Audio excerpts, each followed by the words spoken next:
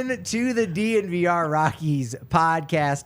I am your host, Patrick Lyons, and joining me today, very special guest, first time batting leadoff for the week, the Charlie Blackmon of the DNVR Rockies podcast. Only fitting we have a great beard on the show. Wow. Mr. Duane Brown of the DNVR Rapids show, ALLCITY Network art director. You wear a lot of hats, and your hat today is particularly nice because it's the Rocky Mountain Vibes. Rocky Mountain Vibes, man. Let's go. Just finished up their most successful season since going Indie League. So That's finally nice. made it to the playoffs. Didn't make it through the first round in that short series with Ogden, but good for them, man. Happy for them. So what you're saying is, and you're kind of almost breaking news because I check in on the indie leagues and summer collegiate leagues, almost like after the season. But what you're trying to say here is there's a Colorado baseball team that made the postseason. Is this what you're breaking news here? It to is. Tell us? Yeah, they made it, and it wasn't a wild card. They just got in there. I love that. Yeah, so super happy for the Vibes. That's great. There's Northern Colorado Owls and also Grand Junction Jackalopes as well in the Pioneer League. So we got lots of baseball. Colorado's a baseball state, man. It really is. Very cool. Don't sleep on that for sure. We're going to be talking a little bit about the Colorado Rockies, but your expertise is soccer, and there's actually a lot of crossover, I think, with MLB and with the Rockies and Rapids right now, and we'll kind of break all of that down, the owners of the two teams, and the fan walkout on Saturday, and the fact that both clubs are having their worst respective season in their franchise history. Like, there's a lot of overlap. Lionel Messi, what has he done to change the game? And maybe an idea or a concept for MLB to sort of cash in on something that soccer does well, and something that the NBA is doing for the first time this year. For anyone that is not paying attention, we'll talk about what the NBA is doing. MLS and soccer already does it.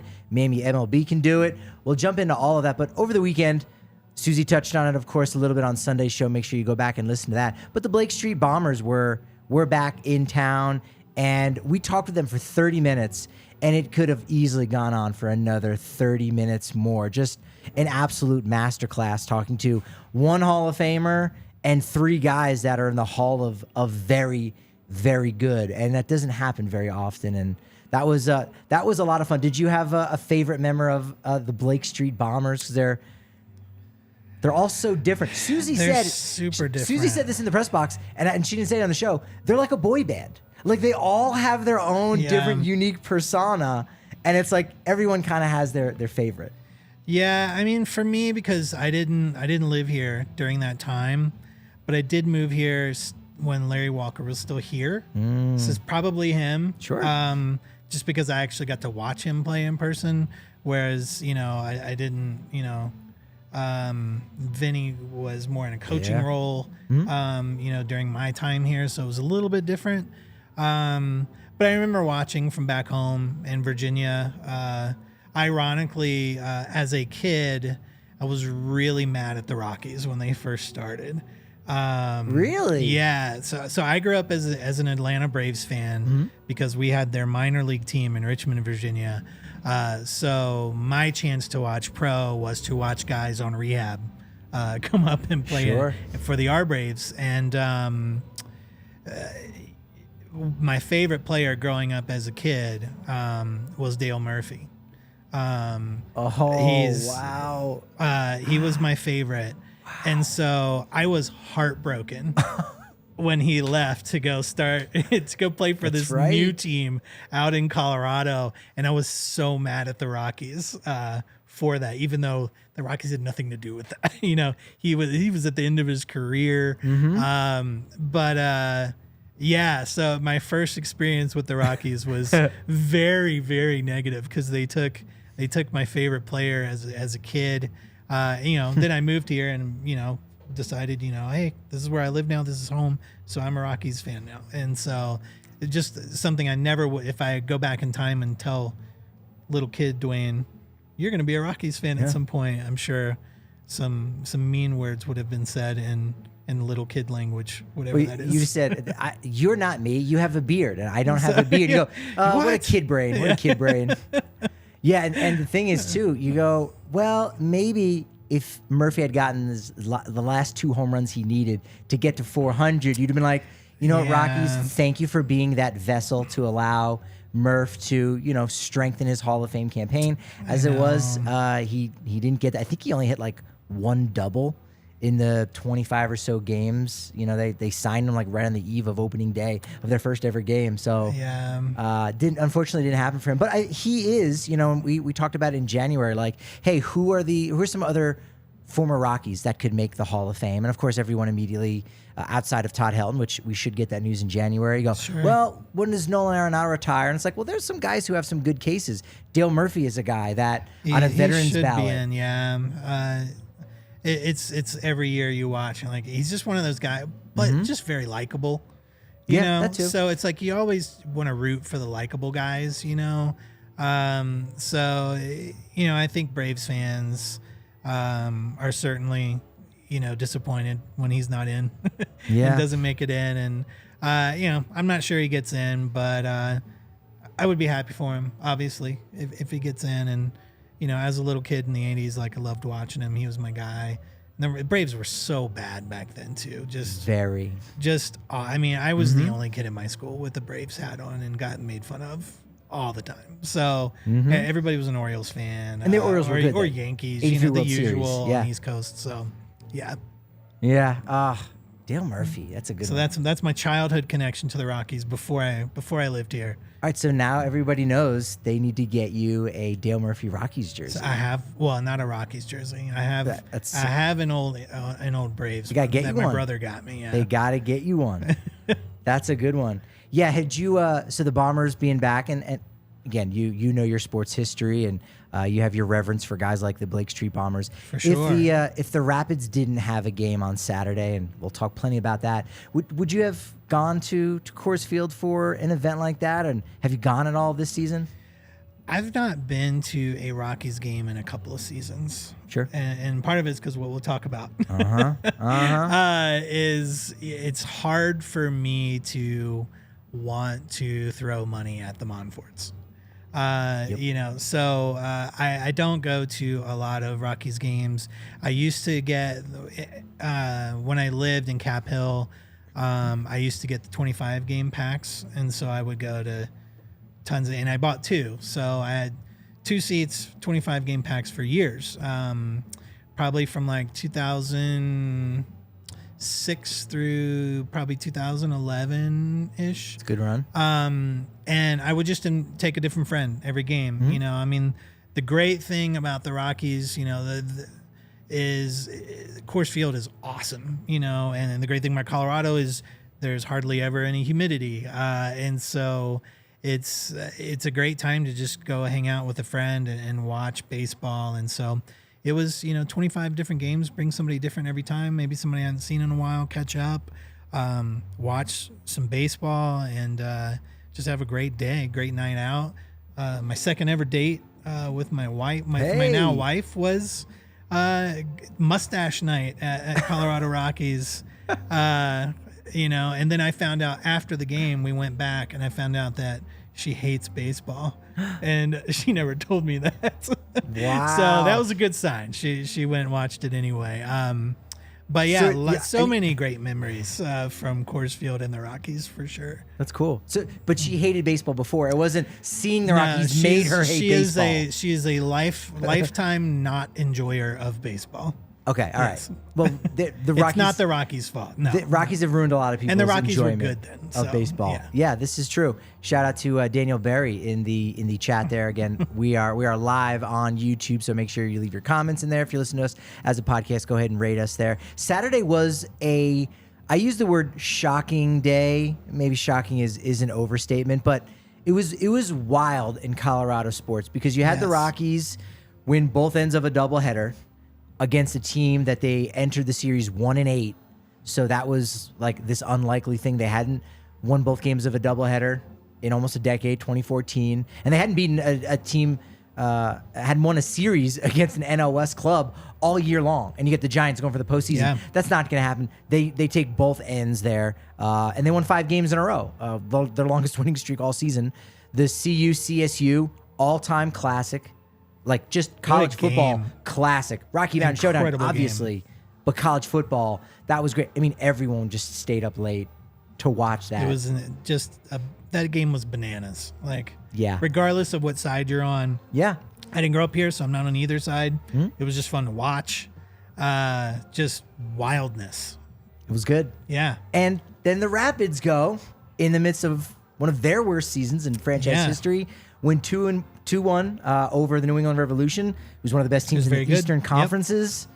And you have a fan walkout in the middle of it in one of their biggest victories, one of their only victories. They've only won 4 all year long. So a quarter of their victories, there have been a fan walkout.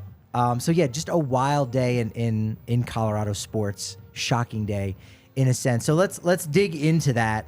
How can you best just describe the situation with what the Rapids have right now? Because we've been doing it all year long with the Rockies, and we're going to kind of compare and contrast a lot of those things, and maybe Rockies fans or the Rockies front office can learn something from the Rapids fans and Rapids front office, vice versa. Maybe it'll just be a session, a bitch session, so to speak, right? Where we could just kind of complain about how things are going. But what's happening with the Rapids right now? There is a lot of reason for Rockies and Rapids fans to be friends right now.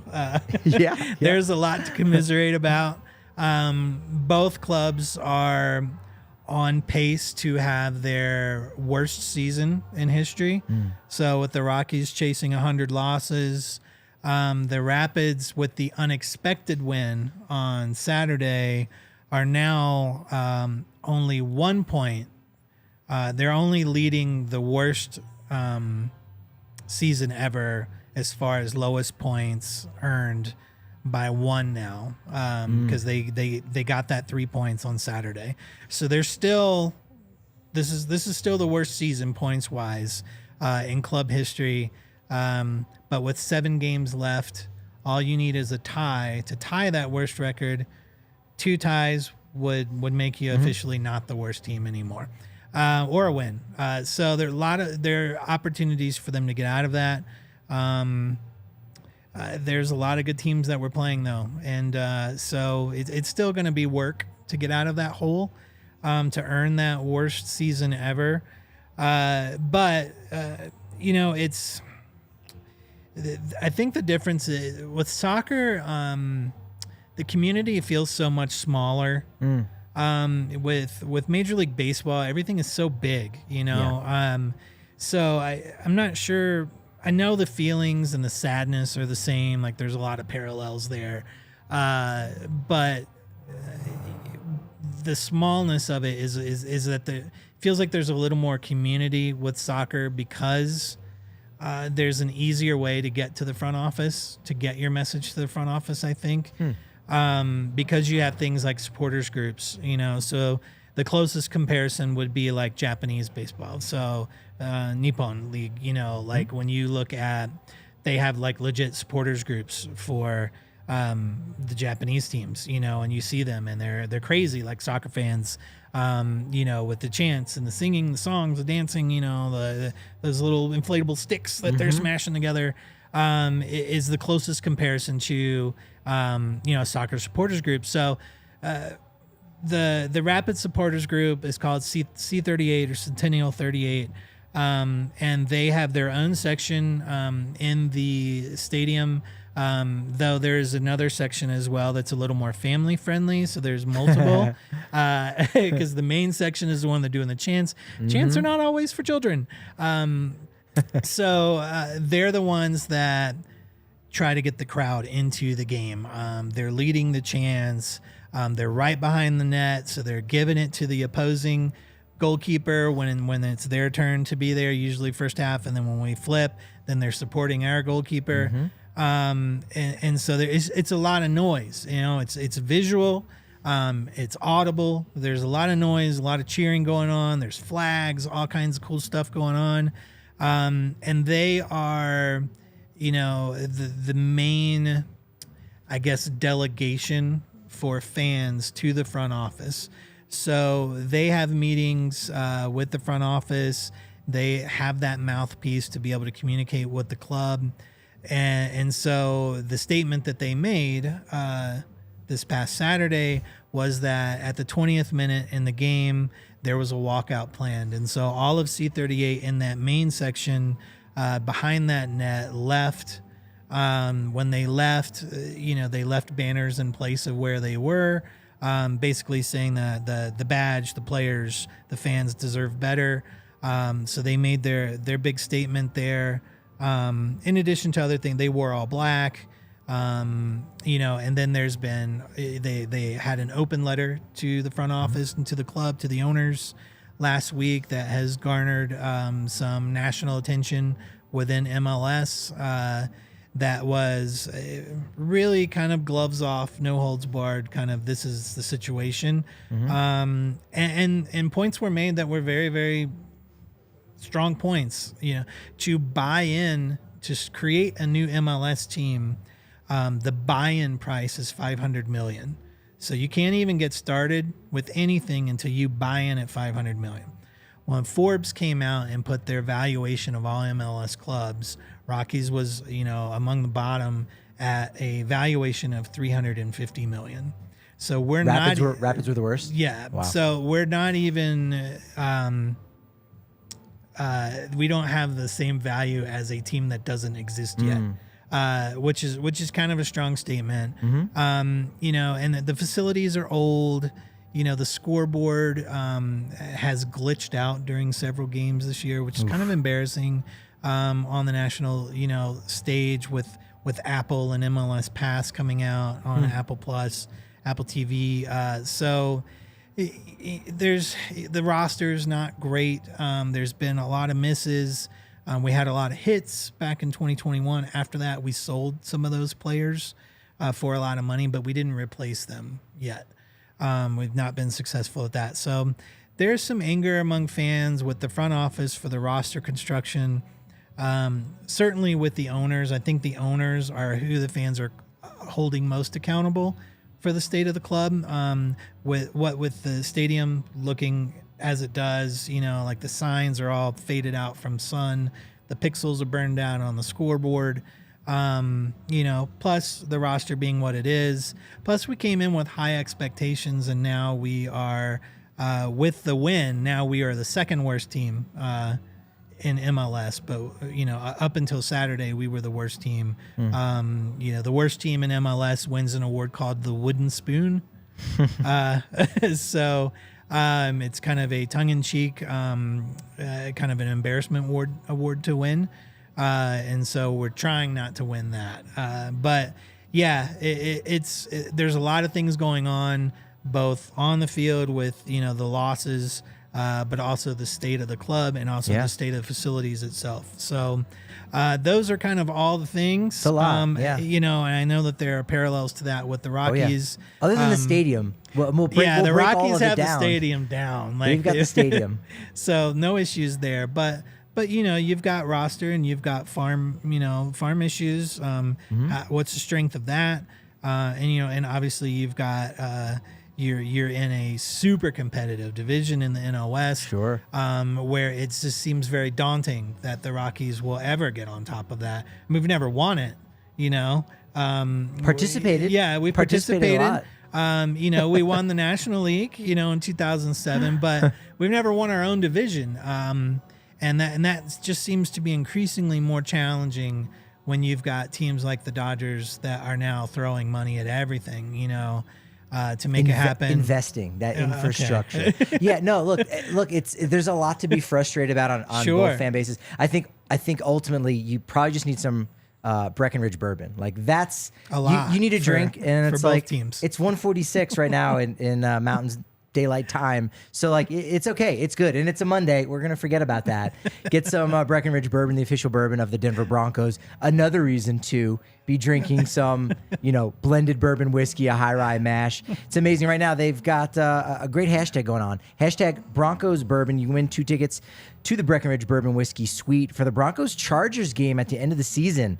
December 31st, right on New Year's Eve. Post your favorite Broncos photos to Instagram or Facebook using hashtag Broncos Bourbon by the end of November, because on December 1st, they're going to narrow it down to 10 favorites. There'll be a fan vote for a week. You can enter at BreckenridgeDistillery.com/bourbon of the Denver Broncos / They're out at all the Broncos tailgates, at the DNVR bar watch parties all year long. Check out their Ricky Seltzers made with Breck Spirits. Made with Breck Spirits, and they make it an easy way to go ahead and have a good time with them. And their products are available in all 50 states. Shop your local retailer or visit Breckenridge Distillery for home delivery of award-winning Breckenridge spirits at Pray Anywhere. And we know Bet365 is doing it right. They don't do ordinary. They believe every sport should be epic. So see for yourself when you sign up today, because you're going to get a $365 in bonus bets when you bet just $1. And now we've got these DNVR custom bets where, like for the Broncos, can they claim 3 divisional wins this season? Seems like a low bar.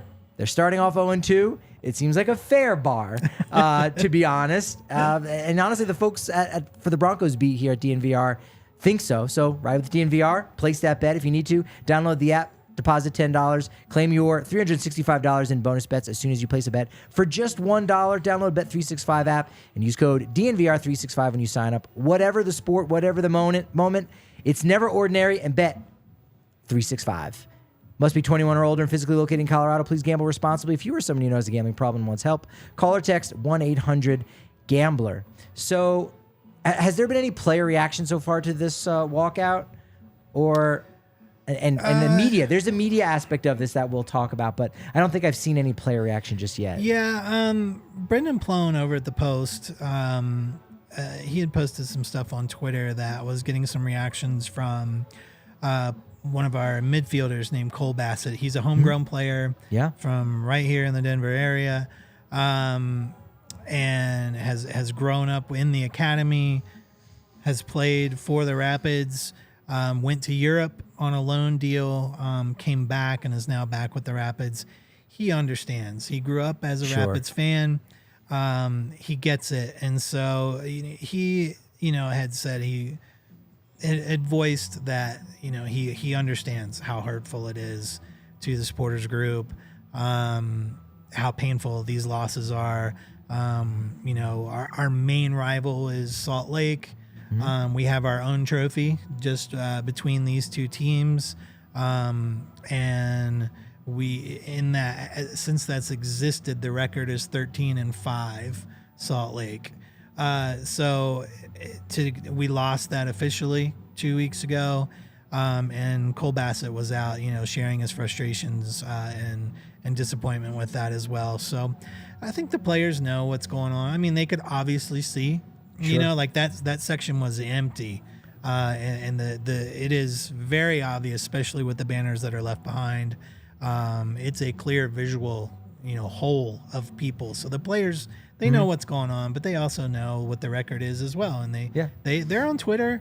They watch our show. They watch DNVR Rapids. And when they come to the bar and we talk to them, like they're savvy to how the fans are feeling. And the open letter by C38 also says, like, hey, this is no disrespect to the players. Like, for sure, this is about the organization. This is about the front office. None of this is about the players. So let's kind of compare and contrast. It really starts with the owners. And again, I don't know how many successful teams or unsuccessful teams start with owners. I think most of them do, no doubt. But when you've got problems and it stems from the owner, it's pretty easy to see. And that seems to be the case. Stan Kroenke, he's got bigger things to worry about. So there's been a lack of involvement with him. His son Josh, who doesn't really attend very many games. On the flip side for Monfort, like, this is his baby. Like, this is the thing that he cares the most about. But he actually hasn't been attending very many games. I think he's there most of the time, but I haven't seen him in his seat once this year behind the dugout. And when I spoke with him in January at the Breakfast of Champions event up in Greeley, he said, at the end of last season, he was like a little embarrassed. Like, it was a little frustrating with how the team had been playing by, the time that they were out of it in the second half. So at the end of last season, he wasn't even sitting in his seats behind the dugout. And so he's kind of continued that. So we're going to be going to like 2 straight years of him potentially not sitting in those seats. So he's there, he's present. He maybe means well, like, because that's his only baby, in a sense. It's a bad look from me. But yeah, You know, it's your team. I mean, it's your fault. You know, if you're going to stop showing up to the game, then that's not a good look to me, you know? And I say that for both Monfort. If he's not showing up because he doesn't, I mean, that's his own words. If you don't like the product, don't go. Yeah. You know, years ago, Yeah. or whenever 2015 or whenever that was, you know, so, I mean, he's a man of his word, I guess. But it's like, dude, that's your product. Like, if you don't like what you're seeing, that's your fault. And you should be there to support either way. I think Rapids fans feel the same about the Kroenkes and not seeing them in the stadium and not having their presence. I think with the Kroenkes is that, so like you said with the Monforts, like that's their baby. Yeah. You know? that's the only thing they've got that's going it. on. You know, and whether or not they're good at being owners or not, whatever. The Kroenkes have, in the last 3 years, they have a Super Bowl. They have a Stanley Cup. They have an NBA championship. They have a lacrosse championship with the Mammoth. They just spent over $100 million on one player for Arsenal, the Premier League club that they own. They know how to win, okay? So you could make the argument that do the Monforts know how to win or not? You know, I mean, Sure. The data says no, obviously. Yeah. You can't make that argument with the Kroenkes. Like, they know how to win because just in the last few years, they have a deluge of championships, of hardware, right? The Rapids have only gotten worse. And so the situation with the Kroenkes is these are people who know how to do it, but the feeling is that they don't give a crap about the Rapids because they're sure putting in the time and effort and money into these other clubs, but it's not happening for the Rapids, you know? And so when you have that comparison, I think that's where the fans with the Rapids get their most anger. You know, the Rapids do have a championship back in 2010. You know, so for Rockies, it's that long slog of we still don't have it. We still don't have it. We still don't have it. So they're definitely clearly different, you know, because of the Monforts only have the thing. There's no other team or success to compare to other than other owners in MLB who do a good job. And to your point, like, you know, the Kroenkes know how, and they put their resources towards something, it works. Like, they can win a championship for sure. Whereas with and that's part of the problem is they're not giving those resources right now to the Rapids, and it's kind of been, some of it's been mismanaged. And you go, that's true and half that's not true with the Rockies. Like, mismanagement, yes, but there have been resources like put in, probably not the right ones. I think that a lot of fans and other industry insiders would say, hey, these are the resources maybe you should invest more in. But like the Rockies this year, if you look at their 26-man roster entering on opening day, we're 16th in payroll, which you go, all right, that's kind of the middle of the league. But for, you know, kind of a smaller market like Denver, that's pretty good. $172.1 million. Like, that's what was invested in. You know, some of that was in a left fielder that you could have argued that they didn't need, and they signed really late in Jerks and Profar. But money hasn't really been that issue. It's just how it's spent, because the Diamondbacks, 21st in payroll, only $116.1 million. They're in a playoff spot right now. Tampa and Baltimore, two of the best teams in the American League, they're both under $75 million. They went into this year 28th and 29th payroll. So baseball is a strange sport in that way, where you don't actually have to spend money to have a successful team on the field. But you do have to invest that money in the behind the scenes, in the analytics, to be able to figure out, okay, we want good players, but good players that are making low dollars. Sure. Right? Like that are good values. Milwaukee's kind of in the similar boat. They're going to make the postseason for the 5th time in 6 years. $118.7 million for their payroll. 20th in MLB. Seattle is looking to go back to the postseason for the 2nd consecutive year. 18th in MLB in payroll. So these teams are spending less money, but are being more successful with it. So it's about how you manage that. And that's kind of been one of the issues, I think, that a lot of fans have with Dick Monfort. And then again, the success that's on the field. Rapids, poor on the field, performance. Rockies, poor on the field performance.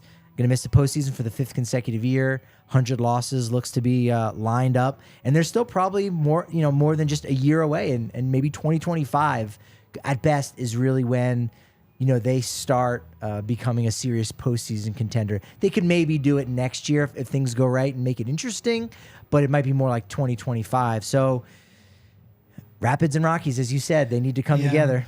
It's different. I mean, it's different ways to the same end right now, right? Mm-hmm. I think one of the other ownership differences you see is that the Kroenkes generally stay out of it. They're really the pocketbook for things, and they put the money to it, but they generally stay out of team affairs. And that's different than the Monforts. It's different than the Monforts. Like the Monforts fancy themselves baseball men. I'm not sure that's correct. And again, I think the data shows backs that claim up. But I feel like when McGregor passed, like there was a clear change in the Rockies, and this is like history, we're like 15 years ago or whatever. 2010. But so you get two postseasons in basically 14 years of baseball since he passed away. You look at the Rockies having a system, having a front office based on the Monforts being owners, and then you had a president who was handling the baseball. Who was doing the operating. Yes. And that was very successful for the Rockies. And that... we don't do that anymore. Now Monfort wants to be that guy, whether that's I need to be in front of the cameras or whatever. That's not for me to figure out. But there's been a clear change in how the organization is run since McGregor. The Kroenke teams are the exact opposite. Like they really kind of stay out of it. They tend to you'll see with the Kroenke championships that when they hit gold is when they get a GM and a coach who work together. They know what their expectations are, and it's not a flash in the pan thing. It's not like we just brought in this GM and this coach and now we win this year. Right. You see it building, like with the Avs, with Sakic. You see it build, with the Nuggets and 2 GMs in a row that have created together this championship team. You see that happen and it starts to build. And as you're building that, the Kroenkes tend to stay out of it. I think that's a challenge with the Rapids is maybe they do need to step in because they've had a lot of time to make it happen, and it's not happening. If anything, it's getting a little bit worse. So that's another difference, contrast between the two ownerships that is interesting because it's not looking at all of the other teams, but just Rapids and Rockies, same ends, different means for getting there. Very true. I know the C38 also said, there's been issues with security and the stadium staff raising season ticket prices while the stadium experience and the team has underperformed. General mistreatment of bloggers and the press. And for the Rockies, like they do a good job. Press are treated well. Stadium experience we know is the best around. Like it's fantastic. They're underperforming. Yes, ticket prices are still very reasonable. But one of the biggest complaints I think that fans have, and I hear it from people in the press and from former players, is there's no acknowledgement of the team's history anywhere, and I don't know how much that is a part of soccer necessarily, and MLS is still so new. The Rockies are slightly older than MLS itself, but still, for the Rockies who, say what you will, only been to the World Series one time, only 5 trips to the postseason, but there's still plenty of players. There's still plenty of memories and games that, fans were here. And there's a history of baseball in Colorado before the Rockies that you could also acknowledge. Absolutely. And so, some kind of museum or something more than just a wall in the lobby of McGregor Square, is something that I think if there was a supporters group for the Rockies, they would say, hey, we need a team Hall of Fame here. Like that's also, I think, really important. And Colorado's got an awesome baseball history. Yeah.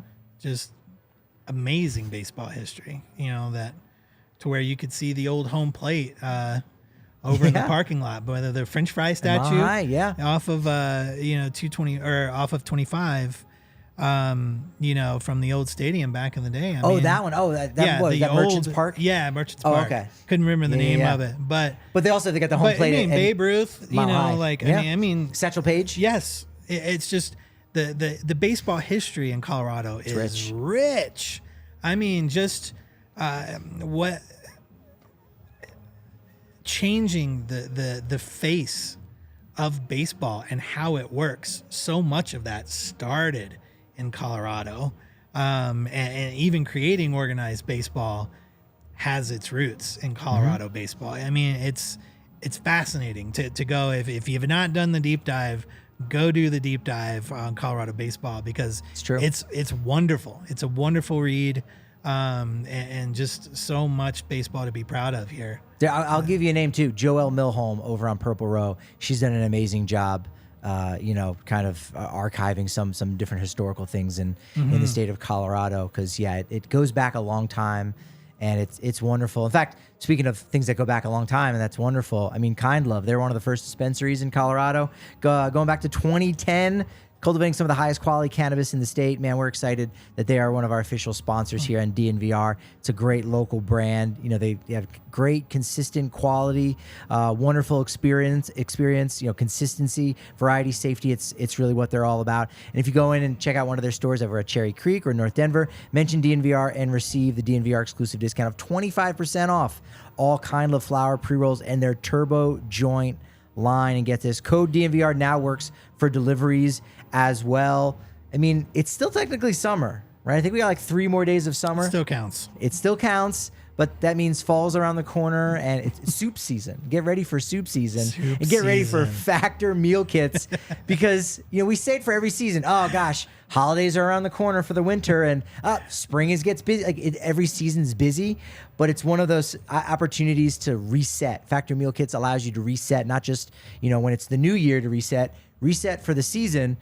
Busy fall, it's going to happen. We're getting in the swing. Factor meal kit, America's #1 ready-to-eat meal kits, can help you fuel up fast with chef-prepared, dietitian-approved, ready-to-eat meals delivered straight to your door. You'll save time. You're going to eat well, and you're going to stay on track with your healthy lifestyle. If you're too busy and you still want to eat well with Factor, you skip the extra trip to the grocery store and the chopping and the prepping and the cleaning up too, all while still getting the flavor and nutritional quality that you need. Factor's fresh, never frozen meals are ready in just 2 minutes. So all you got to do is heat and enjoy, and they get back to crushing your goals. Head over to factormeals.com/DNVR Rocks 50, DNVR ROX 50, and use that code DNVR Rocks 50, and you're going to get 50% off. Check that out over at factormeals.com/DNVR Rocks 50.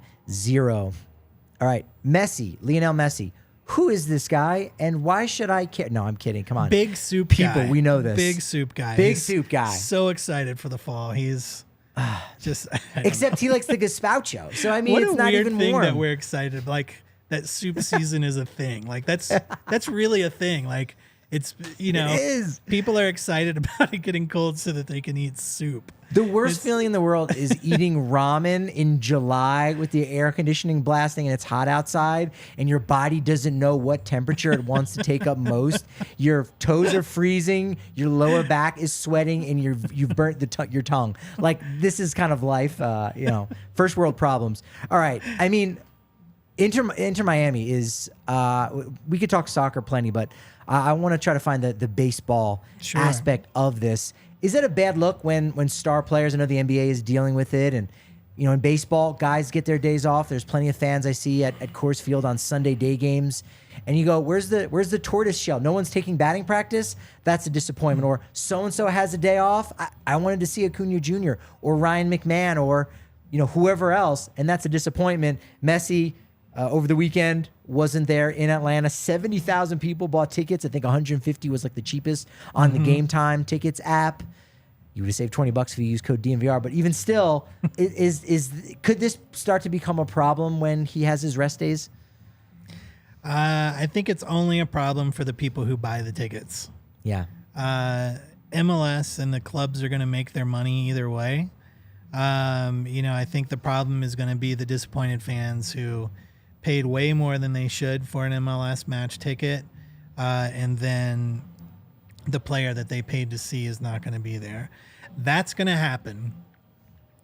Lionel Messi is going to be at more games than he's not going to be at. So your chances are good if you want to pay that much money. But if he doesn't show, sure, like I can totally understand, people's outrage and disappointment at that. But that's kind of that's the risk you take, when you're paying to see one player versus a team. When you're a fan of one person versus being a fan of the team, right? And you can't enjoy the game because you were only there for one person. Well, that's what you're, that's the gamble that you're throwing in with your money. So, and that happens for baseball, sure. But it's his impact on the league has been at such a massive level, to where you're seeing celebrities and everybody there, that it's just garnering more attention, I think, so I think the fans are totally legitimate in their outrage or their disappointment, but at the same time, like, hey man, you know that he can't play every game. He's not 20, he's all players need rest days, and if your home team is a team that has turf versus grass, I may be a little more wary on whether or not I'm out, overspending on those tickets, because if I am Miami, I'm not running Messi out on turf. Think about how much each of his toes are worth. Like if you had to insure something like that, you don't want to be getting turf toe. No, so Messi's been playing, extra games, if you will, in the MLS Cup, or rather not MLS Cup, in the U.S. Open Cup. And, this is a in-season tournament, which, all leagues around the world, have things like that. And I think it probably allows fans of teams that are struggling to kind of have something else, to think about if their overall season isn't going great. The NBA is going to be doing this. I don't know if the Nuggets guys have talked about it much. We walked by them and I got a brief lowdown. But, yeah, the NBA Cup is coming this year from November to December, where teams, during their regular season are going to play like 5 games, something like that. And basically it's going to be an in-season tournament that, there's going to be awards for that. I think it's to get people to pay attention to these early season games. And I think that makes sense. And you and I were talking, like, could MLB do something like that? Now, the schedule is already 162 games. That's wild enough. And then you have an entire month just of the postseason. Oh, yeah, and then you also have a month and a half of spring training. So there's still plenty of baseball. And, I know baseball doesn't really get going until summertime, but there could be an opportunity. We've seen what they've done with the WBC, and, as you said yourself, it's hard to be a Rockies fan, and it's hard. You forget how much you like baseball because of the Rockies, and that happened with so many people with the World Baseball Classic. So how could MLB have some kind of in-season tournament? And you had an idea, I had an idea. I think they mesh well. What was your off the top of the dome? How could they accomplish something like that? I mean, I don't know the logistics of it, but just at a very, very, very high level, and relating it back to the similarities between soccer and baseball. Right.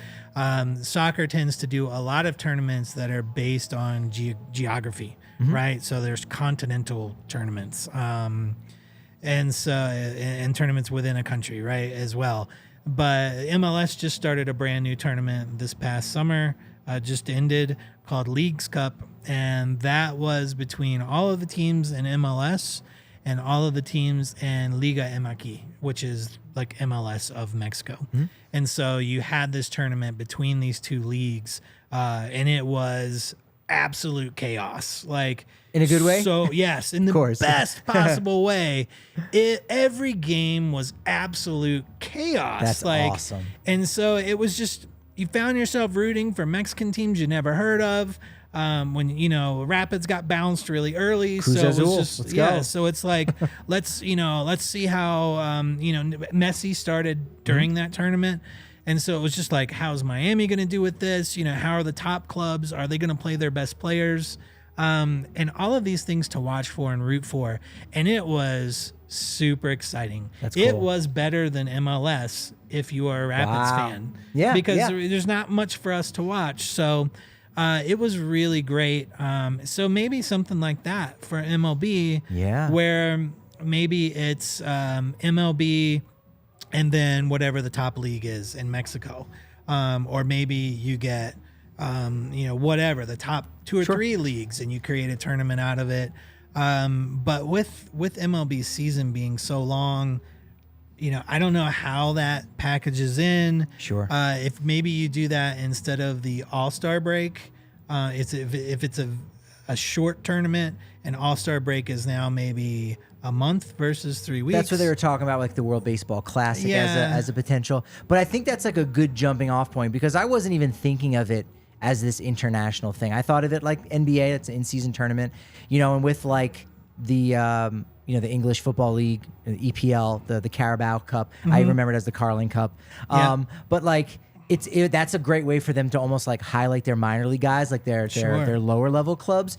That's, I think, maybe how you do it is it's almost like your AAA teams, or maybe you're able to designate some bench players to be on that. Because I know with like the Olympics and some tournaments, you're allowed to designate 3 players that aren't 21 and under, whatever that is. So you could have something like that where it's like the AAA tournament, and now the teams in Mexico that they're designated as a AAA team, but you could have them just have that team playing against the American AAA Pacific Coast League clubs, and that can run through October and November. Sure. And if you play some games in Japan, they've got domes. Some of it is turf as well, but you can have these games in San Francisco, LA, go down to Florida to play them. And you could stretch that season out to November, December, especially because a lot of guys that are in AAA or that are bench players, they need additional playing time. They're playing in the Caribbean Winter Leagues.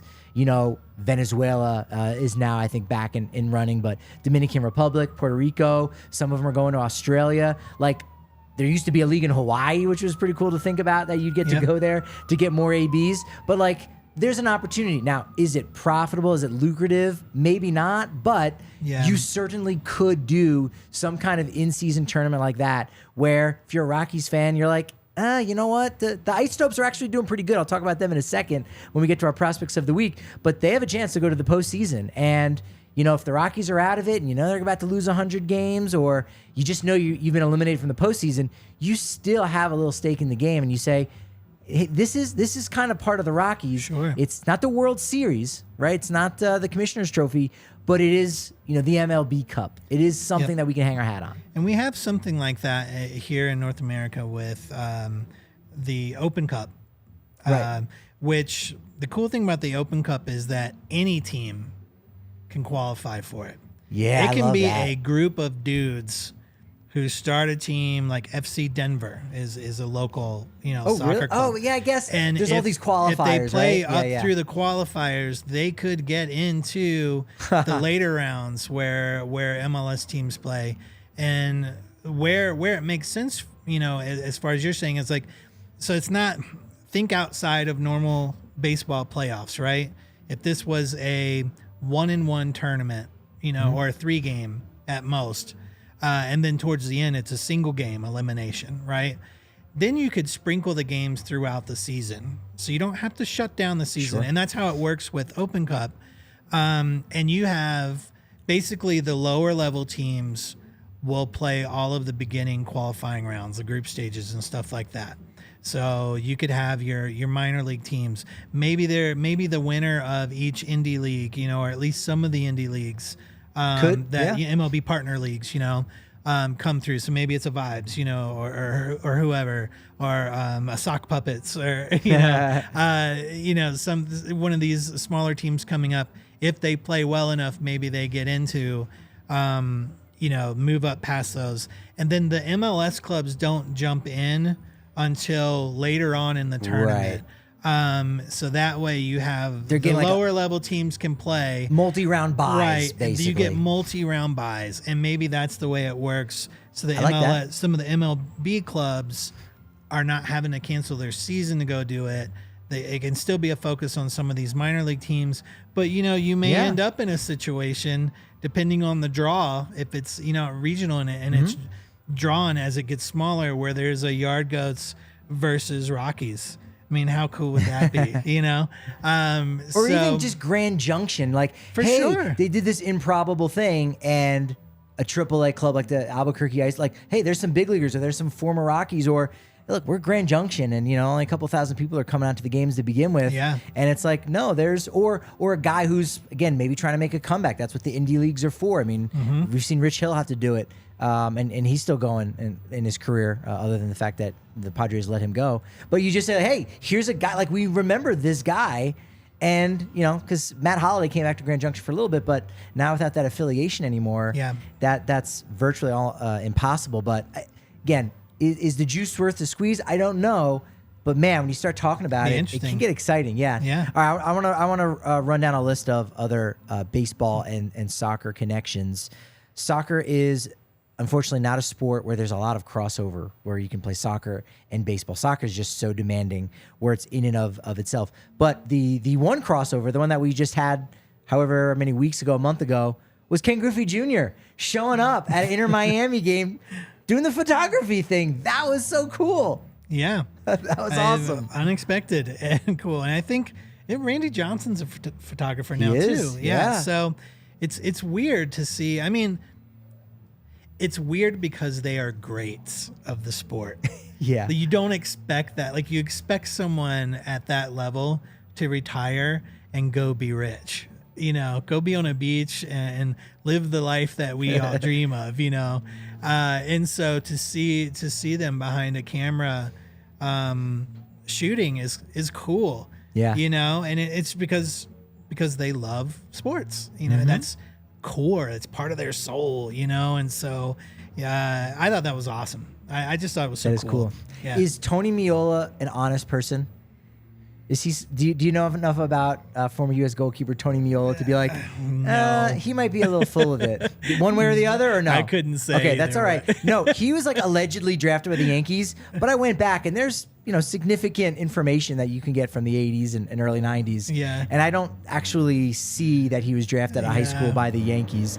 Taylor Twellman. He's a national guy. I mean, he covers games. He had a tryout with his hometown St. Louis Cardinals. I didn't know that. That was a thing. Ryan Braun contests that he could have turned pro at soccer. All right. I mean, hey, when you're growing up and through high school, absolutely, soccer is usually a fall sport, and then that's true. Baseball's a spring. So right. I believe that, like, for sure. And then going into, once you're into the collegiate aspect of it, a lot of Rockies fans wish Ryan Braun had played soccer, because then Troy Tulowitzki would have been the 2007 National League Rookie of the Year award winner. That's obvious. Manny Machado did not go pro in soccer, but he's also co-owner of the new MLS team in San Diego, coming in 2025. Mm-hmm. That was wild to see him up there on the podium going, wait, what is happening? Wait, there already is a team in San Diego? Oh, but it's not MLS? Yeah. But we're just going to job out Landon Donovan like that? Yeah, I didn't care for that. These new teams, I didn't care for it either. It's a bummer for San Diego Loyal, which is the team that was the USL team that is now defunct because they've been steamrolled by MLS. Mm-hmm. But you look at some of these smaller teams, and even the new MLS teams, you're seeing ownership groups come together that are fans of the sport.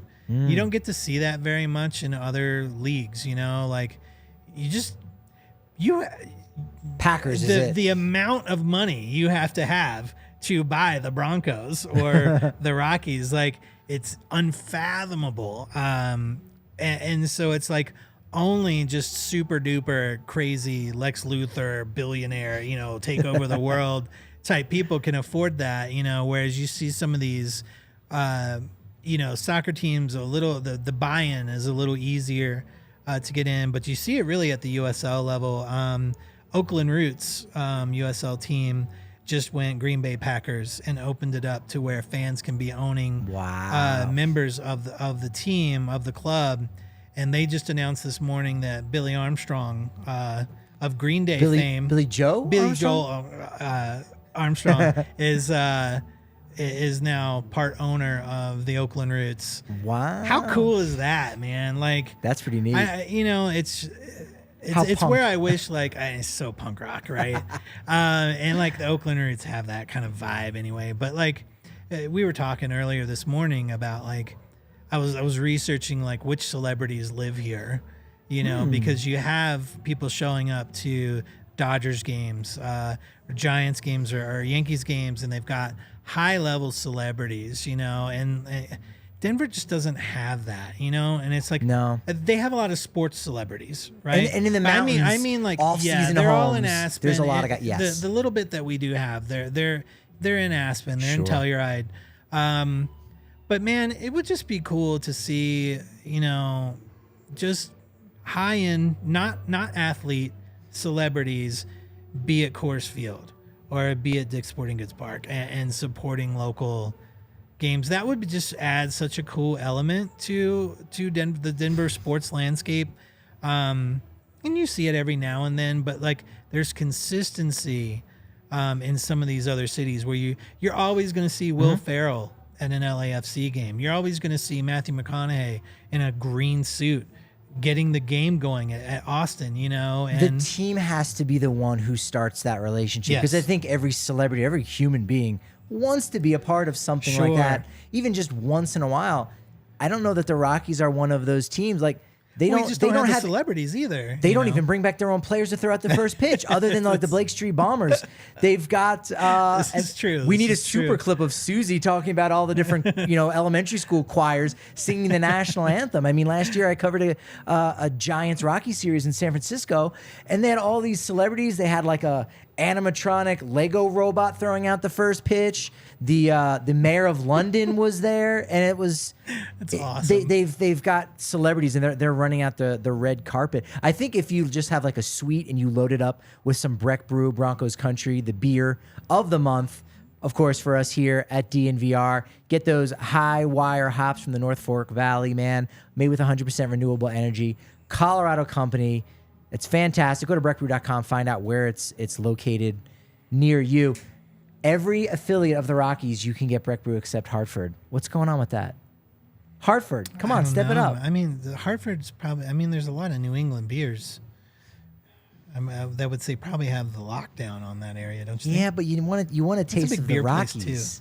You want to taste. Not if you're in Hartford, Maybe. Yeah.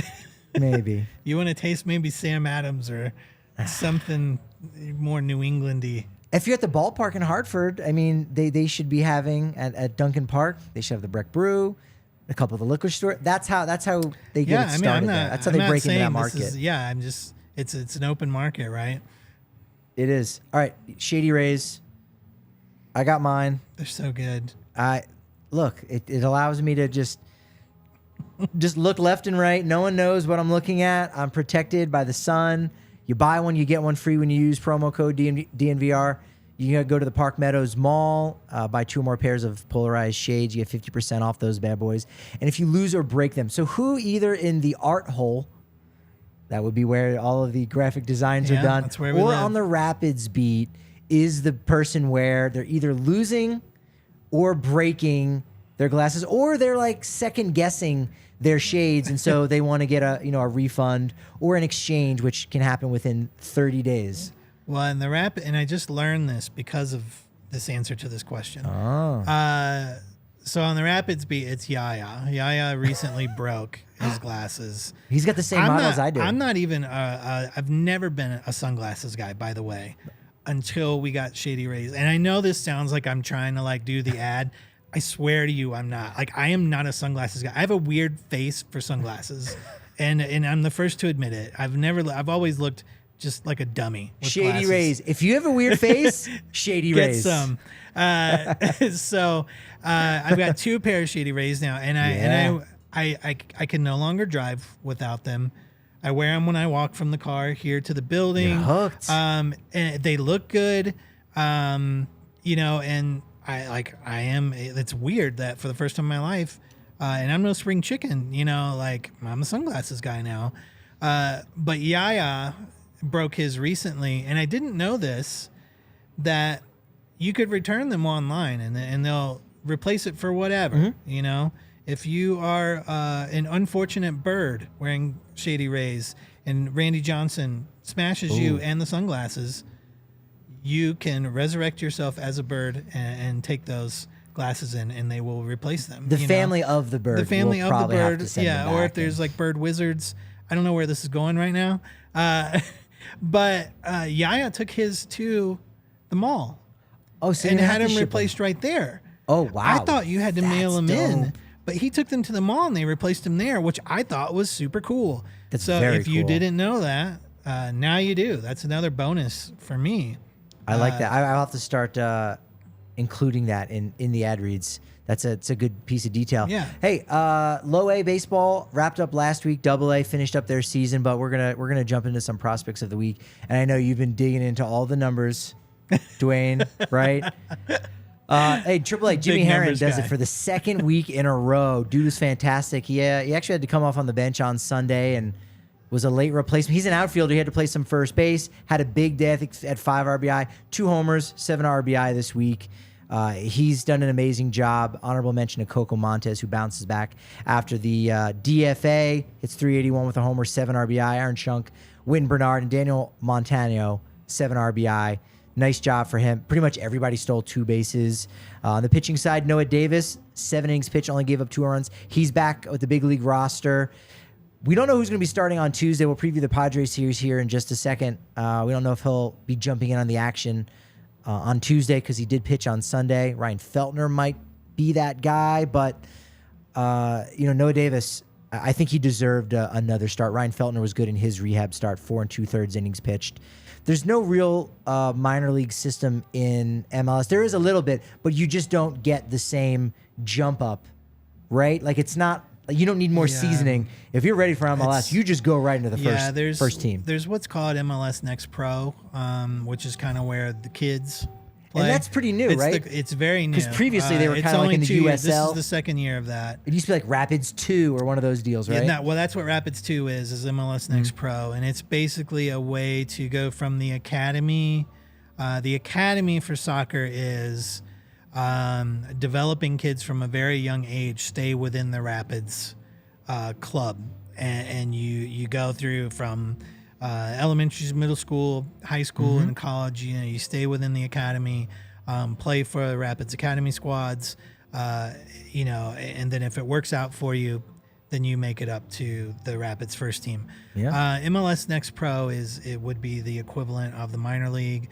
But there's also other leagues around. So there's USL, USL2, that those are not affiliated with the MLS teams anymore. They used to be. Right. But they could still make the jump from USL to MLS. It's just a different Transfer, league. It's all that, yeah. It's independent league, but maybe at a higher level.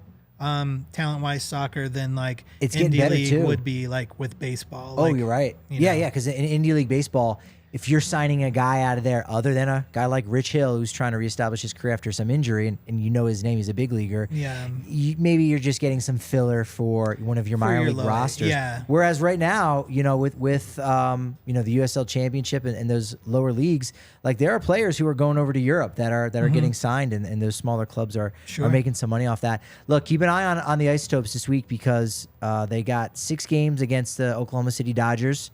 Rockies Dodgers, always going to be heated. This is down in Albuquerque. The Isotopes are only 3 games back right now of the Round Rock Express for the top spot in the second half of the PCL. So if they can somehow do that, Isotopes will go to the postseason for the first time since being affiliated with the Rockies. So that's kind of a big story to keep an eye on. That it's not the MLB Cup, but that is like this little side thing that would be great because there are some guys that that the Rockies have seen and have called up, and some other young prospects. So that's pretty interesting. In Double-A, the prospect of the week, Joe Rock. I think he was the prospect of the week last week as well. He's been fantastic.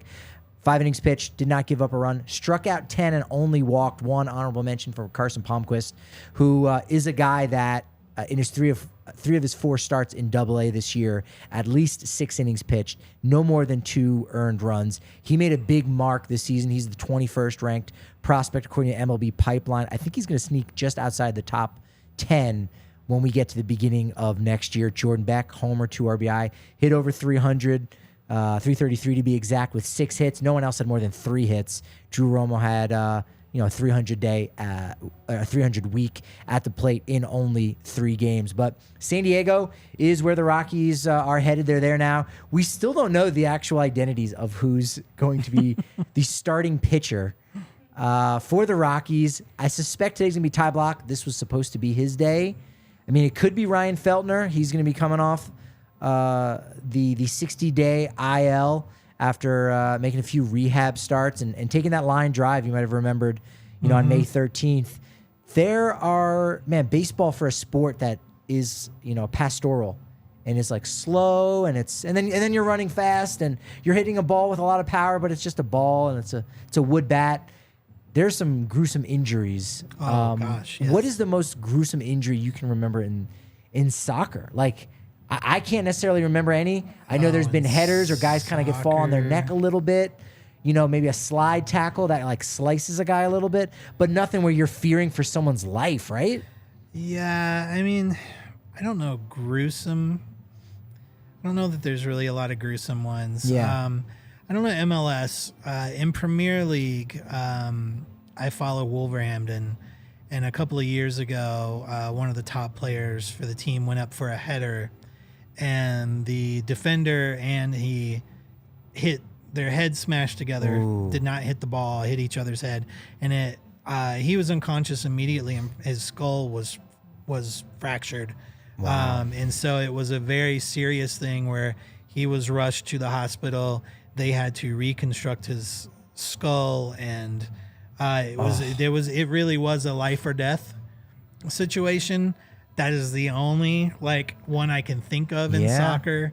So it's not like taking a line drive off the face, which is just like one of the scariest things in sports. Like, just terrifying to watch that. It is awful. It's bad. Well, it'll be interesting to see what kind of protective equipment Ryan Feltner will be using. He did, throw some live BP with, some inserts in his cap, which again doesn't protect the whole face, sure, but does the side, or at least the spot that was, he did stuff for the skull fracture. So we should be seeing him again here to maybe make at least 2 starts before the season is out. Michael Wacha, Blake Snell, and Seth Lugo are up for the Padres. Pretty much their 3 most reliable starters. Yu Darvish is on the IL.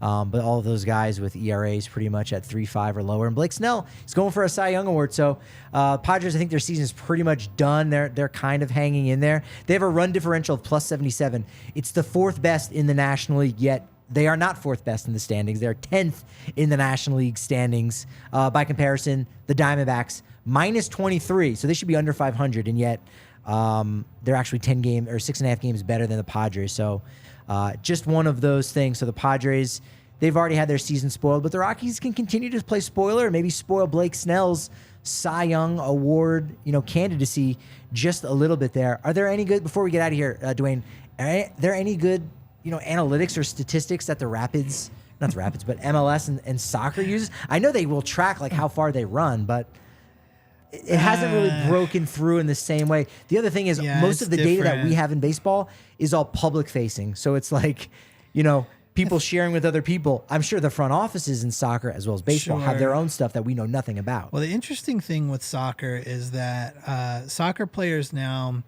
wear it looks like a training bra, heart rate monitor. Yeah, it's not just a heart rate monitor, but it's GPS training for on. Yeah, it looks like a training bra. It does, yeah. And so the players will wear that under their jersey. And there's heart monitors and stuff on it, but there's also location. And so the analytics is you can track how they're playing in position, or if they're out of position. You can run all of those. I'm not a stats guy, but I know that that's how it works. And they can go and crunch those numbers and also get visuals of hot spots, kind of like on a pitching hot spot, that when you're looking at a pitcher or a batter, of where they are on the field to see if they are in fact doing a good job. They can literally say you were here and you shouldn't have been, or how fast they cover ground, how good are they at playing the length of the field, getting up to cover offense and back. So it's pretty interesting, in baseball, there's different analytics altogether, where like the movement is not as critical, because it's a little more stationary, than soccer where you're running the whole time. But that's kind of one of the newest things in technology, that I think is pretty interesting. Yeah. I don't know anything about it. I'm not a number. I make pictures for a living. So numbers are outside of my brain, capabilities, but it's pretty neat. Yeah, yeah, it's pretty neat. Oh, absolutely. Yeah. Baseball definitely uses that kind of technology too. And, slowly but surely, all the other sports are getting nerded down for sure with all the analytics and whatnot. Duane, this is a fun conversation, and I feel like every 10-minute section of our conversation could be broken off into another hour. Sure. And we've got a whole off season, so we might actually do that. We'll see. But go ahead and plug away. Let folks know where they could, see on social media and whatnot. If you are soccer curious or Rapids curious, as we like to say, follow us at DNVR_Rapids. I am on Twitter all the time at the Duane Brown, DUANE, BROWN like the crayon. You can find me online as well, on Twitter if you're interested in learning more about the Rapids, whether from a soccer standpoint or all the drama that's going on right now. But it's a great place if you are a collector of sports disappointment like myself. It's a great time to jump into the Rapids, to be hopeful for the future, much like the Rockies. It's true. Gosh, it's nothing but just finding ways to find hope at this point, and I think that's where Rockies and Rapids fan truly share one heart right now. Very true. For sure. And you can also check out a lot of your work over at DNVRlocker.com as well. Oh yeah, all of the ALLCITY Network brands. Yeah, and that's mostly D-line, but yes, you should get in there, get into the locker. Pick up something. It's a soccer phrase. Get in. Get in on Twitter at DNVR_Rockies at Patrick D. Lyons is where I can be found. Duane, you gave us plenty of momentum for this penultimate week of the MLB season. But as we say here on the DNVR Rockies podcast, your momentum is only as good as your next show. So, yeah, it's going to be a good one. Tomorrow, 1 o'clock, Susie Hunter, right here on the DNVR Sports Channel, live on YouTube. Hang in there.